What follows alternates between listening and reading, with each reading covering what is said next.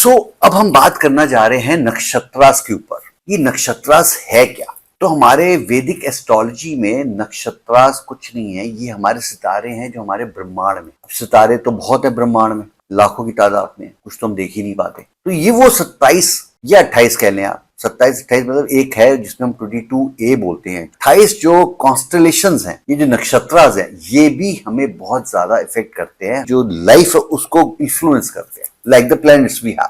सो अब ये नक्षत्रास जो है, किस नक्षत्र में आपको प्रॉपर्टी लेनी है और किस नक्षत्र में आपको प्रॉपर्टी नहीं लेनी है, ये भी एक बहुत इंपॉर्टेंट एस्पेक्ट है when you are buying a property. अगर आपकी इन्वेस्टमेंट सही नक्षत्र में हो रही है और सही तिथि पे हो रही है, then it makes very good sense. I'm telling you that. Let me just show you one chart also wherein I am just showing you कि कौन से नक्षत्र हैं जिसमें आपको प्रॉपर्टी नहीं लेनी चाहिए। अब इसको देखना कैसे है, तो मैं आपको चार्ट में दिखाई रहा हूं कि अगेन आपको दृक पंचांग खोलना है। दृक पंचांग जब आप खोलते हो, आप तृतीय देखते हो तिथि या पंचमी तिथि देखते हो, एकादशी देखते हो, उसके साइड में नीचे लिखा होता है कि ये आज का दिन जो है कौन से नक्षत्र का है। तो अब आपको नक्षत्र के बारे में पता चल जाएगा नीचे देख के। अब late me just show you कि कौन कौन से ऐसे नक्षत्र हैं जहां पे आपको प्रॉपर्टी नहीं लेनी चाहिए। तो सबसे पहले आपको ध्यान रखना है कि भरणी नक्षत्र, अश्लेषा नक्षत्र, मूला नक्षत्र, ज्येष्ठा नक्षत्र और मघा नक्षत्र, 5 नक्षत्र हैं, इसके अंदर आपको प्रॉपर्टी नहीं लेनी है। उसका रीजन आप समझ लीजिए।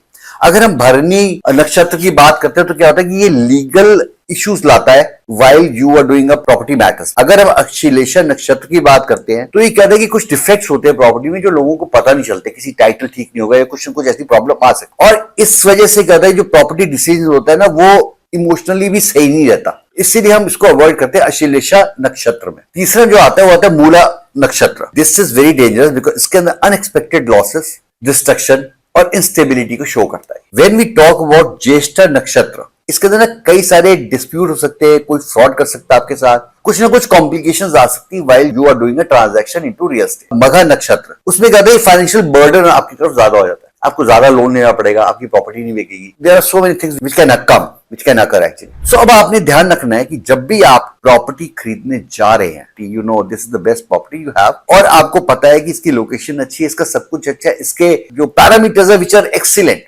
just you need to see कि कौन सी तिथि को आप ले रहे हैं और कौन से नक्षत्र में ले रहे हैं। अब कौन से नक्षत्र में लेना चाहिए, अभी तो मैंने आपको बताया कि कौन से नक्षत्र में नहीं लेना चाहिए।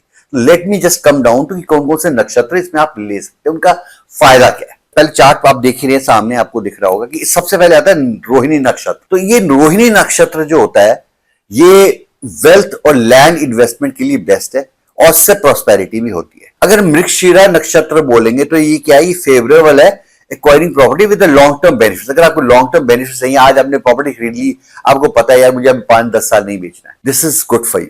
पुष्य नक्षत्र की जब हम बात करते हैं, इसमें क्या होता है कि आपको सिक्योरिटी मिलती है प्रॉपर्टी से, आपको रेंट मिलता है प्रॉपर्टी से, और आपके लिए ऑस्पिशियस होता है जब आपकी वेल्थ क्रिएशन होती है इसके अंदर। उत्तर फाल्गुनी नक्षत्र जो होता है, इसमें क्या होता है कि इसमें भी स्टेबिलिटी और ग्रोथ दिखाई जाती है रियल एस्टेट के अंदर। तो जब भी आप उत्तर फाल्गुनी नक्षत्र में आप प्रॉपर्टी खरीदते हैं और सही तिथि पे खरीदते हैं, तो आपकी प्रॉपर्टी के अंदर स्टेबिलिटी रहेगी और प्रॉपर्टी के अंदर एक कंसिस्टेंट ग्रोथ रहेगी, एक कंसिस्टेंट रिटर्न ऑन इन्वेस्टमेंट रहेगा। व्हेन वी टॉक अबाउट हस्त नक्षत्र, this is good for paper work basically.